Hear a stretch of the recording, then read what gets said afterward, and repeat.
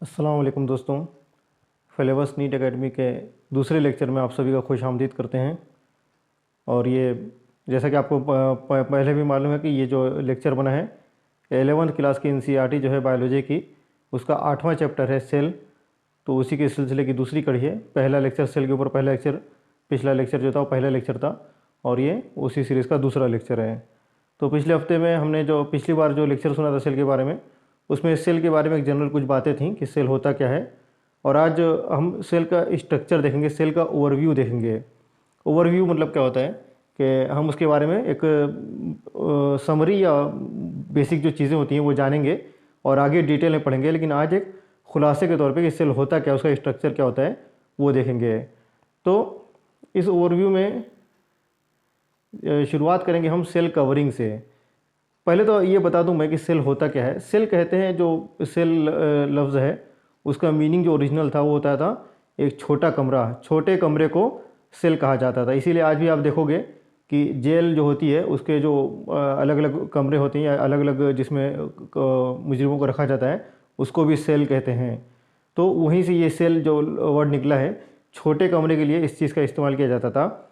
तो वहीं से ये जो लफ्ज़ सेल जो आया है वहीं से आया है, क्योंकि जो सेल होता है हमारी बॉडी का वो भी एक छोटे से कमरे जैसा ही होता है। उसमें भी एक बाउंड्री होती है, जैसा कि हमारे घर की चार दीवारी होती है वैसे ही सेल की भी एक चार दीवारी होती है। और सेल के अंदर जिस तरह से घर के अंदर एक छोटे से कमरे के अंदर जो चीज़ें होती हैं वैसे ही सेल के अंदर भी बहुत सारी चीज़ें होती हैं। तो वहाँ से ये वर्ड सेल आया है। तो ये सेल के मीनिंग को आपको समझने में इससे आसानी होगी कि इसे सेल क्यों कहा जाता है। अब आगे बढ़ने से पहले इमेज देख लेते हैं।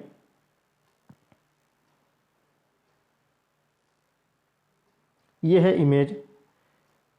तो जैसा कि जो पहला जो हमारा जो उसमें पढ़ना है, हमको सेल की कवरिंग पढ़ना है। कवरिंग यानी जो उसकी बाउंड्री है या जिस चीज़ से वो घिरा हुआ है उसको कहते हैं कवरिंग। तो इसमें आप देख सकते हैं कि दो सेल बताए गए हैं, एक एनिमल सेल है और एक प्लांट सेल है। तो दोनों में आप देख रहे होंगे कि दोनों की बाउंड्री की गई है। लेकिन जो फ़र्क है वो ये है कि जो एनिमल सेल है उसकी एक बाउंड्री है और जो प्लांट सेल है उसकी दो बाउंड्री है। अब ये फ़र्क कहाँ से आपको दिखेगा, मैं आपको उस पर मार्किंग करके दिखाता हूँ। ये देखिए, ये है सेल मेम्ब्रेन। ये सेल मेम्ब्रेन जो है ये एनिमल सेल और प्लांट सेल आप देख रहे होंगे कि दोनों में पाई जाती है। एनिमल सेल में भी सेल मेम्ब्रेन है और प्लांट सेल में भी सेल मेम्ब्रेन है। लेकिन उसके नीचे दिया हुआ है सेल वॉल। यहाँ पे है सेल वॉल और इस पर आप गौर करेंगे तो ये सिर्फ प्लांट सेल में है, ये एनिमल सेल में नहीं है। तो एनिमल सेल में जो बाउंड्री होती है वो सिर्फ सेल मेम्ब्रेन से होती है और प्लांट सेल में जो बाउंड्री होती है वो सेल मेम्ब्रेन और सेल वॉल दोनों से होती है। तो ये चीज़ का ध्यान रखना है। इसके अलावा आप देखेंगे इसमें जो हमारे काम की चीज़ें हैं फ़िलहाल, कि इसमें एक न्यूक्लियस दिया है। यहाँ पे आपका न्यूक्लियस है। इसके बाद यहाँ पे साइटोप्लाज्म भी दिया हुआ है। तो साइटोप्लाज्म आप देख रहे हैं कि कोई ख़ास स्ट्रक्चर नहीं है, बल्कि जो भी सेल के अंदर जो चीज़ पाई जा रही है, जो मैटर पाया जा रहा है उसको साइटोप्लाज्म कह रहे हैं। न्यूक्लियस जो है वो एक स्ट्रक्चर है। ये है न्यूक्लियस, ये है न्यूक्लियस। दोनों में एनिमल सेल में भी है और प्लांट सेल में भी है। साइटोप्लाज्म भी एनिमल सेल में भी है और प्लांट सेल में भी है। इसके अलावा आप देखेंगे माइटोकॉन्ड्रियन है यहाँ पे, ये भी दोनों में पाया जाता है। एनिमल सेल में भी पाया जाता है और प्लांट सेल में भी पाया जाता है। लेकिन यहाँ पे आप देखेंगे क्लोरोप्लास्ट। ये क्लोरोप्लास्ट जो है ये सिर्फ प्लांट सेल में पाया जा रहा है, या एनिमल सेल में नहीं पाया जा रहा है। तो यहाँ पे जो दो चीज़ें याद रखने की वो ये हैं कि प्लांट सेल में दो चीज़ें ऐसी हैं जो एनिमल सेल में नहीं पाई जा रही हैं। एक तो होती है सेल वॉल और दूसरा है क्लोरोप्लास्ट। तो ये क्लोरोप्लास्ट और सेल वॉल जो है ये सिर्फ प्लांट सेल में है, एनिमल सेल में नहीं है। आगे इन चीज़ों को और डिटेल में देखेंगे। आज हमको सिर्फ एक समरी या खुलासे के तौर पे देखना है। तो ये था एक इमेज थी जिससे आपको कवरिंग समझने में आसानी हो। अब आगे बढ़ते हैं। तो हम जैसे कि बताया आपको कि सेल कवरिंग पढ़ रहे हैं। तो ये चीज़ें तो मैंने आपको इमेज भी दिखा दी कि जो सेल्स ऑफ प्लांट्स होते हैं वो सेल मेम्ब्रेन और प्लस सेल वॉल दोनों होती है। और तो जो अब ये दोनों चीज़ें हुई, तो जो आउटर होती है वो सेल वॉल होती है। सेल मेम्ब्रेन जो होती है वो अंदर होती है और उसके ऊपर वाली जो कवरिंग होती है वो सेल वॉल होती है। तो अगर क्वेश्चन पूछेगा कि प्लांट्स की आउटर मोस्ट सेल कवरिंग किससे होती है, तो सेल मेम्ब्रेन नहीं लिखना है बल्कि सेल वॉल लिखना है। और इसी तरह से अगर पूछता है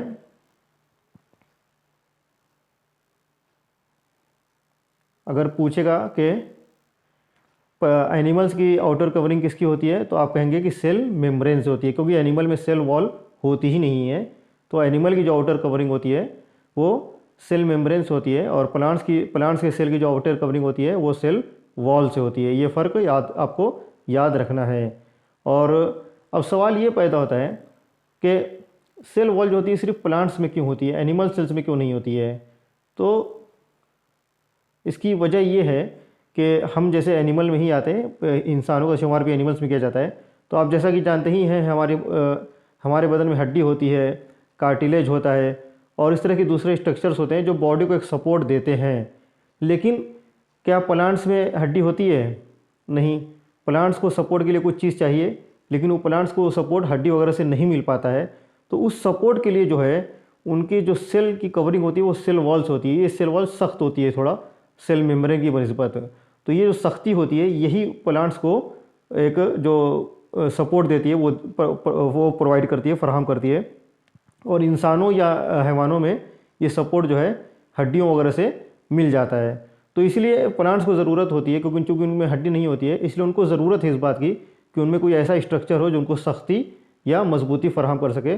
और वो चीज़ उनको मिलती है सेल वॉल से, क्योंकि सेल मेम्ब्रेन थोड़ी सी लूज़ होती है या थोड़ी सी नरम होती है बनिस्बत सेल वॉल के। तो ये काम सेल मेम्ब्रेन से नहीं हो पाएगा, इसके लिए सेल वॉल की ज़रूरत होगी। तो ये है वजह कि प्लांट्स में ही सेल वॉल क्यों होती है। अब इसके बाद एक पॉइंट आपको यहाँ पे याद रखने वाला ये है कि सेल मेम्ब्रेन को प्लाज्मा मेम्ब्रेन भी कहते हैं। ये सवाल पूछ सकता है, इसलिए इसको खाली याद रखना है। इसके बाद हम आते हैं न्यूक्लियस पे। जैसा कि अभी मैंने आपको न्यूक्लियस दिखाया, जो सेल एनिमल सेल और प्लांट सेल दिखाया उसमें न्यूक्लियस भी दिखाया था। तो न्यूक्लियस होता क्या है? It is a membrane bound structure found in each cell. हर सेल में ये पाया जाता है, चाहे एनिमल सेल हो या प्लांट सेल हो, और मेम्ब्रेन बाउंड होता है। मेम्ब्रेन बाउंड होने का मतलब कि ये इसकी एक कवरिंग होती है, ये एक थैली नुमा स्ट्रक्चर है जिसके बाहर एक मेम्ब्रेन होती है, एक थैली होती है, और उसके अंदर ये न्यूक्लियस पाया जाता है। तो और फिर उसके बाद ये है कि ये ठीक है प्लांट्स और एनिमल सेल दोनों में पाया जाता है, ये पॉइंट हो गया। और न्यूक्लियस का मेन जो मकसद क्या है? न्यूक्लियस का मकसद ये है मेन कि न्यूक्लियस में होते हैं क्रोमोज़ोम, और क्रोमोज़ोम में होते हैं डीएनए। और डीएनए क्या होते हैं? डीएनए है जेनेटिक मटेरियल। जेनेटिक मटेरियल क्या होता है? आप जैसा कि देखते हैं एक जो माँ बाप होते हैं उनकी जो औलादें होती हैं, तो उनमें जो होते हैं अपने माँ बाप से बहुत सी चीज़ें आती हैं, जैसे उनका रंग जो हुआ, उनकी नाक की बनावट, उनके चेहरे की बनावट, उनके बालों की बनावट, उनकी हाइट, उनका वेट, ये सब चीज़ें बहुत सी चीज़ें बच्चों में अपने वालिदैन से आती हैं। तो ये किस चीज़ की वजह से आती हैं? ये कहाँ से ट्रांसफ़र होती हैं? ये चीज़ आती है डीएनए से। डीएनए में जो जीन्स होते हैं वो जीन्स इन चीज़ों को लेकर आते हैं माँ बाप से। माँ बाप के जो जीन होते हैं वो बच्चों में इस तरह से ट्रांसफ़र होते हैं। तो ये डीएनए जो होता है यही मटेरियल को डीएनए रखता है, इसीलिए डीएनए को जेनेटिक मटेरियल कहते हैं। क्योंकि जो इनहेरिटेंस वाली चीज़ें हैं, इनहेरिटेंस कहते हैं कि माँ बाप की खसूसियात का बच्चों में पाया जाना, तो इनहेरिटेंस जो होता है वो डीएनए से होता है। तो ये पॉइंट आपको याद रखना है कि डीएनए जो होता है वो जेनेटिक मटेरियल होता है। ठीक है। अब इसके आगे आते हैं, दो टर्म हमारे सामने आती है। एक तो आती है यूकैरियोटिक सेल्स और एक आती है प्रोकैरियोटिक सेल्स। ये चीज़ याद रखें आप कि अभी हम ये सब जो पढ़ रहे हैं ये न्यूक्लियस के अंडर में पढ़ रहे हैं। तो यूकैरियोटिक सेल्स और प्रोकैरियोटिक सेल्स, इसका क्या मतलब होता है? बायोलॉजी पढ़ते हुए आपको एक बात हमेशा याद रखनी रहेगी कि जब भी कोई नई टर्म आए तो उसका मीनिंग आपको याद करना है, क्योंकि ये टर्म आपको रिपीट होती है अलग अलग जगह पे। जैसे हुआ यूकैरियोटिक सेल, यू का मतलब होता है नॉर्मल। अब ये यू आपको जहाँ भी बायोलॉजी में आएगा उसका मतलब होगा नॉर्मल। तो आगे आने वाली टर्म में अगर यू लगता है तो आपके लिए वहाँ पे आसानी पैदा हो जाएगी। इसीलिए जब भी बायोलॉजी में कोई नई टर्म आए तो उसको उसकी मीनिंग से याद करके पढ़ना है। तो एक तो वो टर्म वहाँ पे भी आपको समझ में आएगी, और आगे चल के भी जो जहाँ पे वो इसका इस्तेमाल होगा तो वहाँ पे समझने में आसानी होगी। तो यूकैरियोटिक सेल का मतलब क्या होता है? यू मतलब नॉर्मल और कैरियो मतलब न्यूक्लियस, यानी नॉर्मल न्यूक्लियस। नॉर्मल न्यूक्लियस का मतलब यहाँ पे एग्जैक्टली वो नहीं है। इसका मतलब है कि वो सेल जिनमें न्यूक्लियस होता है उनको कहते हैं यूकैरियोटिक। इसके ही अगेंस्ट में जो दूसरी टर्म है वो है प्रोकैरियोटिक। प्रो का मतलब होता है बिफोर, यानी पहले, किसी चीज़ से पहले। और कैरियो, जैसा कि मैंने आपको बताया कि इसका मतलब होता है न्यूक्लियस। तो प्रोकैरियोटिक जो होते हैं इनमें एक न्यूक्लियस नहीं होता है, लेकिन इनको प्रोकैरियोटिक यानी न्यूक्लियस से पहले ये क्यों कहते हैं? ये इसलिए कहते हैं क्योंकि प्रोकैरियोटिक सेल्स जो होते हैं ये यूकैरियोटिक सेल्स से पहले वजूद में आए। जो पहले सेल वजूद में है वो प्रोकैरियोटिक थे, उनमें न्यूक्लियस नहीं होता था, और इन्हीं प्रोकैरियोटिक सेल्स से इवोल्यूशन होते होते यूकैरियोटिक सेल्स बने जिनमें न्यूक्लियस पाया जाता था। इसीलिए प्रोकैरियोटिक सेल्स को कहते हैं कि बिफोर न्यूक्लियस यानी उस ज़माने के सेल्स जिनमें न्यूक्लियस नहीं होता था, उससे पहले न्यूक्लियस वाले सेल्स से पहले के सेल्स जो थे वो प्रोकैरियोटिक सेल्स कहलाए। तो ये था न्यूक्लियस। इसके बाद आप देखेंगे साइटोप्लाज्म। अब साइटोप्लाज्म क्या है? साइटोप्लाज्म को भी मैंने आपको इमेज में दिखाया था, आप फिर से बैक करके देख सकते हैं। साइटो का मतलब होता है सेल और प्लाज्म का मतलब होता है सब्सटेंस। तो ये साइटोप्लाज्म एक्चुअली में है क्या? आप जैसे कि आपको पता है कि सेल जो होता है एक मेम्ब्रेन या सेल वॉल से घिरा हुआ है, एक खाना है, एक रूम है। तो जैसा कि आपका घर है, उस घर में आपकी जो चार दीवारी और छत और फर्श है, इसके बीच में जो चीज़ होती है आपके घर में वो होती है हवा। सेल में वो चीज़ होती है साइटोप्लाज्म, जो पूरे उस चीज़ को घेर लेता है, उस चीज़ को भर देता है। जैसे आपके रूम को हवा भरे होती है, भले दिखे या ना दिखे, इसी तरह से एक सेल की जो अंदरून होता है, सेल के अंदरून का हिस्सा होता है, उसमें ये साइटोप्लाज्म अपने आप को फैला देता है, उस पूरे हिस्से को साइटोप्लाज्म भर देता है। इसीलिए इसको कहते हैं कि सेल सब्सटेंस यानी मादा, यानी ये सेल का मादा है जो उसके पूरे स्पेस को ऑक्यूपाई कर लेता है। ये किस हालत में होता है? ये सेमी फ्लूइड होता है, यानी बिल्कुल लिक्विड की तरह बहता भी नहीं है और थोड़ा सा सॉलिड की तरह होता है, लेकिन सेमी फ्लूइड होता है, थोड़ा सा बहाव होता है और थोड़ी सी सख्ती भी होती है। अब इसके बारे में एक बात आपको याद रखनी है कि ये तो आपने देख लिया कि ये एनिमल सेल और प्लांट सेल में पाया जाता है दोनों में, और इसके साथ में ये भी याद रखना है कि यूकैरियोटिक और प्रोकैरियोटिक इन दोनों सेल में भी ये पाया जाता है। साइटोप्लाज्म बहुत इंपॉर्टेंट है इसलिए क्योंकि जो ज़्यादातर सेल की जो एक्टिविटीज़ होती हैं ज़िंदगी बरकरार रखने के लिए, या सेल में जो केमिकल रिएक्शंस होते हैं वो अक्सर सो बेशतर जो होते हैं वो साइटोप्लाज्म में ही होते हैं। तो ये था साइटोप्लाज्म। इसके बाद हम आते हैं ऑर्गेनेल्स पर। ये ऑर्गेनेल्स क्या होते हैं? ऑर्गेनेल्स जो होते हैं, जिस तरह से आप ऑर्गन तो जानते ही होंगे कि हमारी बॉडी में ऑर्गन होते हैं, जैसे हाथ हुआ, हाथ पैर, गुर्दा है, आपका लीवर है, आपका स्टमक है, आपका हार्ट है, ये सब ऑर्गन्स होते हैं। ये सब ऑर्गन्स जो होते हैं इनका एक स्पेसिफिक फंक्शन होता है। स्टमक का फंक्शन होता है खाने को हजम करना, लीवर का मकसद होता है कि खाने को पकाना या मेटाबॉलिज्म करना, हार्ट का मकसद होता है ब्लड को पूरे बदन में पहुंचाना, किडनी का मकसद होता है ब्लड को फिल्टर करना। तो हर ऑर्गन का एक ख़ास मकसद होता है। उसी तरह से ये छोटे छोटे जो सेल के जो ऑर्गेनल्स होते हैं, ये भी आप उनको इसी ऑर्गन की तर्ज पे समझ सकते हैं कि ये सेल्स के ऑर्गन्स होते हैं। छोटे होने की वजह से इनको आप ऑर्गेनल्स का नाम दे देते हैं, तो ये भी उनके ऑर्गन्स होते हैं सेल्स के, और इनका भी एक ख़ास मकसद होता है, specialised cellular part that has a specific function. इसका मतलब ये हुआ कि जो ऑर्गेनल्स होते हैं ये सेल का एक हिस्सा होते हैं जो कि स्पेशलाइज्ड होते हैं। स्पेशलाइज्ड का मतलब ये होता है कि उनका एक ख़ास मकसद होता है, एक ख़ास फंक्शन होता है। और इस ऑर्गेनल्स के बारे में भी एक बार फिर ये बता दें कि ये जो होते हैं ये मेम्ब्रेन बाउंड भी हो सकते हैं और नॉन मेम्ब्रेन बाउंड भी हो सकते हैं। तो जितने भी मेम्ब्रेन बाउंड ऑर्गेनल्स होते हैं ये सिर्फ यूकैरियोटिक सेल्स में पाए जाते हैं। प्रोकैरियोटिक सेल्स में नॉन मेम्ब्रेन बाउंड ऑर्गेनल्स पाए जा सकते हैं खाली, और जो मेम्ब्रेन से बाउंड होते हैं, जो थैली नुमा होते हैं, जिनकी थैली होती है, जो बाहर से किसी मेम्ब्रेन से घिरे होते हैं, वो प्रोकैरियोटिक सेल्स में नहीं पाए जाते हैं। जैसा कि हमने देखा कि प्रोकैरियोटिक सेल्स में न्यूक्लियस नहीं होता है। न्यूक्लियस भी एक ऑर्गेनेल है, ये याद रखिए। तो वो प्रोकैरियोटिक सेल्स में नहीं होता है। न्यूक्लियस के भी एक कवरिंग होती है, मैंने आपको बताया कि एक मेम्ब्रेन होती है। उसी तरह से ये जो दूसरे ऑर्गेनेल्स हैं न्यूक्लियस के अलावा, इनमें से भी ज़्यादातर के गिर्द एक गिलाफ होता है, कवरिंग होती है, एक थैली होती है। तो ये जितने भी थैली वाले स्ट्रक्चर हैं ये प्रोकैरियोटिक सेल्स में नहीं पाए जाते हैं। जो ऐसे स्ट्रक्चर जो इस सेल्स के हैं जिनमें थैली नहीं होती है वो प्रोकैरियोटिक सेल्स में पाए जाते हैं। तो नीचे कुछ ऑर्गेनल्स का नाम है जो सेल्स में पाए जाते हैं, इनको अभी खाली पढ़ लेना है, आगे चल के इनकी डिटेल आएगी। जैसे कि बताया कि न्यूक्लियस तो है, इसके अलावा इंडोप्लाज्मिक रेटिकुलम हुआ, गोल्गी कॉम्प्लेक्स हुआ, लाइसोसोम्स हुए, माइटोकॉन्ड्रिया, माइक्रोबॉडीज़ और वैक्यूल्स, ये सब ऑर्गेनल्स हैं। ये सब आप याद रखना है कि ये सिर्फ यूकैरियोटिक सेल्स में पाए जाते हैं, क्योंकि ये सब जो हैं मेम्ब्रेन बाउंड हैं। इनके गिर्द एक गिलाफ होता है, एक मेम्ब्रेन होती है, एक थैली होती है। आगे एक बढ़ते हैं, एक आता है, ये भी ऑर्गेनल है, राइबोसोम। इसको अलग से इसलिए बताया गया है क्योंकि इसके गिर्द एक झिल्ली नहीं होती है, इसके गिर्द गिलाफ नहीं होता है, ये मेम्ब्रेन बाउंड नहीं है, इसकी थैली नहीं होती है। थैली नहीं होने की वजह से अब इसको आपको याद रखना है कि राइबोसोम जो है क्योंकि चूंकि इसकी थैली नहीं है तो ये यूकैरियोटिक सेल्स में भी पाया जाएगा और प्रोकैरियोटिक सेल्स में भी पाया जाएगा।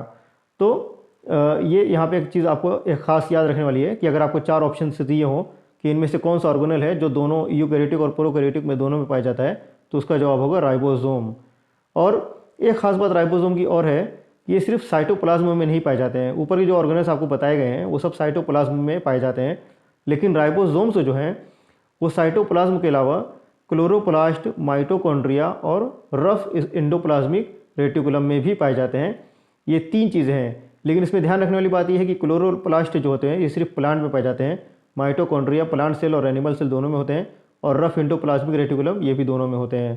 तो राइबोसोम साइटोप्लाज्म के अलावा ये जो दूसरे ऑर्गेनल्स हैं, माइटोकॉन्ड्रिया खुद एक ऑर्गेनल है और राइबोसोम भी एक ऑर्गेनल है, लेकिन ये राइबोसोम जो है उस माइटोकॉन्ड्रिया में भी पाया जाता है। ये चीज़ आपको याद रखनी है। इसके बाद एक और ऑर्गेनल आता है आपका सेंट्रोसोम।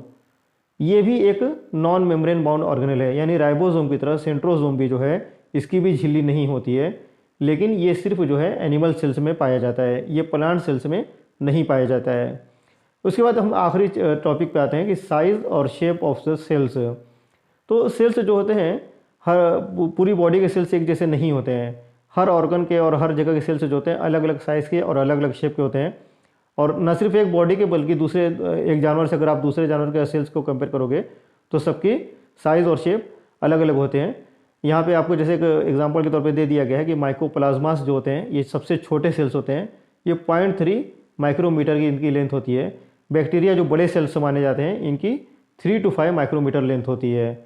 इसके अलावा दूसरी बात आती है शेप की, तो अलग अलग शेप के सेल्स आते हैं, जैसे डिस्क जैसा, पॉलीगोनल यानी जिसके कई एक कोने हों, फिर कॉलमनर जो एक सीधा लंबा खंबे जैसा हो, या क्यूबाइड क्यूब जैसा हो। इसके अलावा भी अलग अलग शेप के सेल्स आते हैं। तो कोई सेल्स के बारे में ये बात याद रखना है कि इनकी साइज़ और शेप एक जैसी नहीं होती है। हर एक ही इंसान की बॉडी के सेल्स जो होते हैं अलग अलग साइज़ और शेप के होते हैं, तो जाहिर सी बात है कि 2 हैवानों के बीच के सेल्स जो हैं वो अलग अलग साइज़ और शेप के होंगे। तो यहाँ पे एक बार फिर से इसको आपको देख लेना है। एनिमल सेल्स और प्लांट सेल की जो खाका था कि एनिमल सेल में सेल वॉल नहीं है, प्लांट सेल में सेल वॉल है, और क्लोरोप्लास्ट भी जो है वो प्लांट सेल में है, एनिमल सेल में नहीं है। इसके अलावा यहाँ पे एक इमेज और है जिसमें आपको सेल ऑर्गेनल्स दिखाए गए हैं। आप इसमें देख सकते हैं कि न्यूक्लियस है, स्मूथ इंडोप्लाज्मिक रेटिकुलम है, लाइसोसोम है, साइटोप्लाज्म है। आप लेफ्ट साइड से चलते चलें, इस साइड से चलते चलें तो न्यूक्लियस है, स्मूथ इंडोप्लाज्मिक रेटिकुलम है, लाइसोसोम है, साइटोप्लाज्म है, सेल मेम्ब्रेन है, माइटोकॉन्ड्रियन है, रफ इंडोप्लाज्मिक रेटिकुलम है, राइबोसोम्स हैं, गोल्गी बॉडी है और वैक्यूल है। तो ये था आज का लेक्चर। इसके जो ये जनरल ओवरव्यू था, एक समरी टाइप का था, ताकि आपको एक अंदाज़ा लग जाए कि सेल होता क्या है। इसके अगले लेक्चर में हम जो है इनको डिटेल में देखेंगे। फ़िलहाल के लिए जो था एक खाली रफ अंदाज़ा लगे आपको कि सेल में होता क्या क्या है, ताकि आगे जब पढ़ें तो इसी खाके के साथ आपके दिमाग में चीज़ें बनी रहें और उसी के हिसाब से आप तैयारी करें। तो मैंने उम्मीद की अपनी तरफ से पूरी कोशिश की है कि उसको जो आसान करके समझाने की कोशिश करूं। और अगर फिर भी आपको जैसे अगर कुछ नहीं समझ में आ रहा हो तो आप हमको व्हाट्सअप कर सकते हैं। तो अगले लेक्चर में मिलते हैं, तब तक के लिए शुक्रिया। अल्लाह हाफिज़।